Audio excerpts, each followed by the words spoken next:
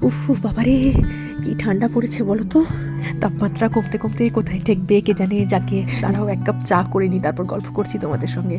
এই যে দুটো গাছ দেখলে, এই দুটো গাছ নতুন কিনেছি, কি সুন্দর না। তারপর কাঁপতে কাঁপতে গিয়ে রান্নাও চাপিয়ে দিলাম। মাটন করেছিলাম আমি সেদিন, খুব সুন্দর হয়েছিল খেতে গো। জানো তো, কিছুদিন আগে পার্ক স্ট্রিটে যে বড় নাইকার স্টোরটা আছে না, ওইখানে গেছিলাম। কয়েকটা জিনিস কিনেছি, দেখাই তোমাদের। এই যে এই পারফিউমটা কেনা হয়েছিল, উফ বড্ড দাম।